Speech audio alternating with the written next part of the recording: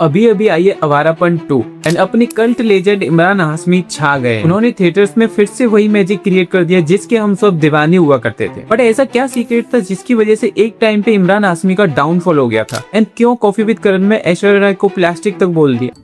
Plastic Aishwarya.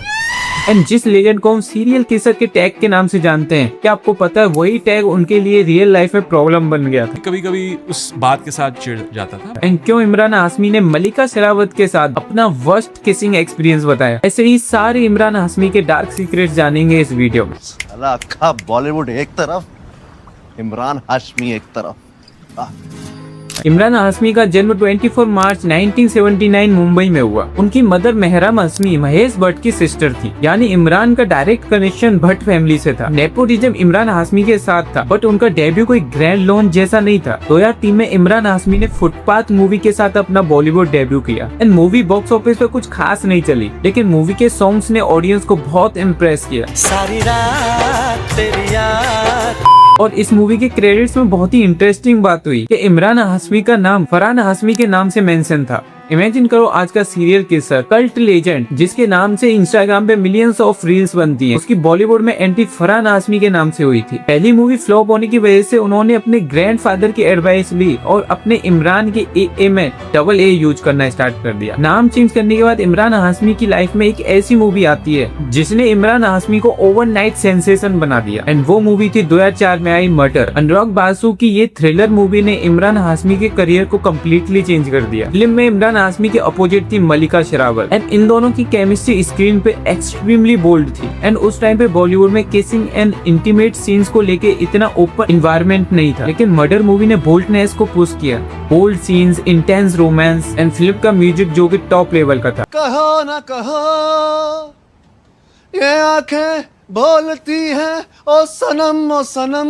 Film super hit हुई and Imran Hashmi को overnight star बना दिया। फिल्म की किसिंग सीन इतने ज्यादा डिस्कस हुए कि इमरान हाशमी को टैग दे दिया गया सीरियल किसर। तो मेरे नाम से पहले वो टैग आता था सीरियल किसर, और ये मेरी खुद की देन है। मैंने इनिशियली ये इमरान हाशमी के लिए कोई डिसएडवांटेज नहीं था, बट आगे जाके यही उनकी आइडेंटिटी बन गया। मर्डर मूवी के बाद इमरान हाशमी के लिए बॉलीवुड में सीन कम्प्लीटली चेंज हो चुका था। अब वो एक ब्रांड बन चुके थे एंड फिर आया उनके करियर का वो फेज जिसे उनके फैंस गोल्डन फेज कहते हैं। 2005 में इमरान हाशमी की बैक टू बैक मूवीज आई, जहर, आशिक बनाया आपने एंड कलयुग। एंड इन फिल्म्स ने इमरान हाशमी की इमेज को सॉलिड कर दिया। इमरान हाशमी की फिल्म से भी ज्यादा पावरफुल एक चीज थी उनकी मूवीज का म्यूजिक। इमरान हाशमी की मूवीज भले ही एवरेज चले जाए, लेकिन उनकी मूवीज के सॉन्ग्स ब्लॉकबस्टर होते थे।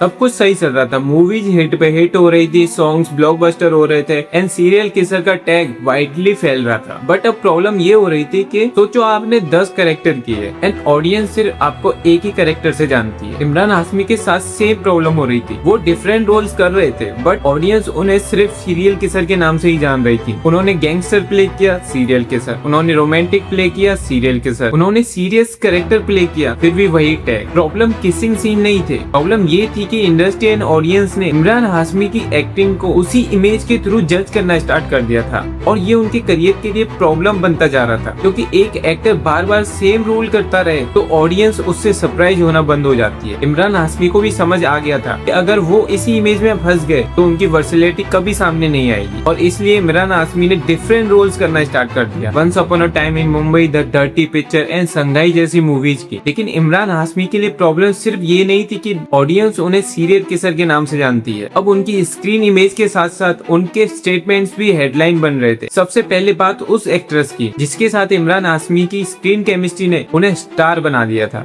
मलिका शेरावत एंड इमरान हाशमी के बीच कुछ मिसअंडरस्टैंडिंग हुई और धीरे धीरे डिस्टेंस बढ़ती गई। फिर इमरान हाशमी कॉफी विद करण पे गए। करण ने उनसे पूछा बेस्ट और वर्स्ट ऑन स्क्रीन किस, एंड इमरान हाशमी ने मलिका शेरावत को अपना वर्स्ट ऑन स्क्रीन किसर बता दिया। Best on-screen kiss was with?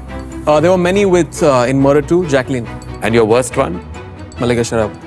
मलिका शेरावत ने भी जवाब दिया। उन्होंने कहा कि इसमें जिस स्नेक को उन्होंने किस किया है वो इमरान से बेटर था। और फिर इमरान हाशमी ने मलिका शेरावत के हॉलीवुड करियर को लेके भी एक सार्केस्टिक रिमार्क मार दिया। मलिका Sherawat An idiot's handbook to succeed in Hollywood. और इतना ही नहीं, करण के शो में इमरान हाशमी ने ऐश्वर्या राय के ऊपर भी कमेंट की। Plastic Aishwarya.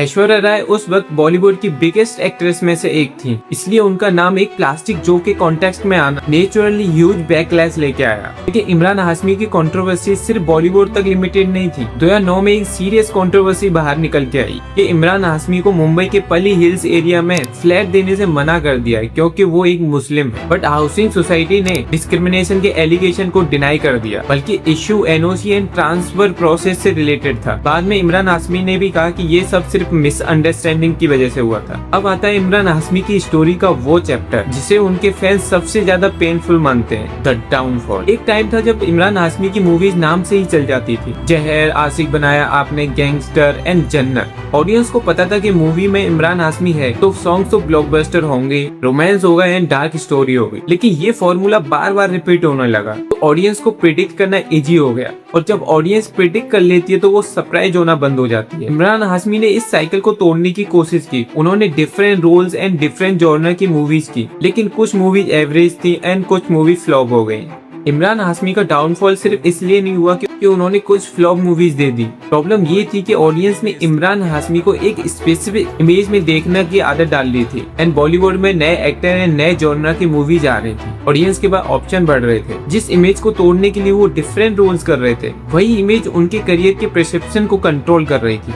अब ये टाइम आ गया था कि इमरान हाशमी की back to back movies flop हो रही थी। उनकी मूवीज आ रही थी, फ्लॉप हो रही थी, पता ही नहीं चल रहा था। ऑडियंस ने इमरान हाशमी की मूवीज देखना एकदम बंद ही कर दिया था। मिस्टर एक्स, राजा रटवल्ला, गंजेकर, उंगली, अजहर, वाई चीट इंडिया, ये सारी मूवी बॉक्स ऑफिस पे फ्लॉप हो गई। ऐसा नहीं है कि इमरान हाशमी अच्छे रोल नहीं कर रहे थे, वो अच्छे रोल्स भी कर रहे थे, अच्छी एक्टिंग भी कर रहे थे, बट प्रॉब्लम यही थी कि उनकी मूवी बॉक्स ऑफिस पे सक्सेस नहीं हो पा रही थी। इमरान हाशमी को लगा कि अब उनका करियर खतरे में है क्योंकि उनकी 2 या तेरे राज 3 के बाद कोई भी मूवी सक्सेस नहीं कर पाई थी। तो इसलिए इमरान हाशमी ने मेल लीड छोड़ के मल्टी स्टार एंड विलेंस के रोल करना स्टार्ट कर दिया। लेकिन अब आया 2025। इमरान हाशमी ने कभी सोचा ही नहीं था कि उनका एक कैमियो उनके करियर का सबसे बड़ा कमबैक करा देगा। द बेस्ट ऑफ बॉलीवुड में इमरान हाशमी का छोटा सा कैमियो हुआ। बट यही कहा तुमने, जिसको मिलती नहीं आ जाते हैं सिखाने। और उसमें सिर्फ राघव जुरेल ने एक लाइन बोली, अक्खा बॉलीवुड एक तरफ, इमरान हाशमी एक तरफ। और फिर क्या, जेनजी ने इमरान हाशमी को दोबारा से डिस्कवर किया। उनके पुराने सॉन्ग्स, अवारापन के एडिट्स,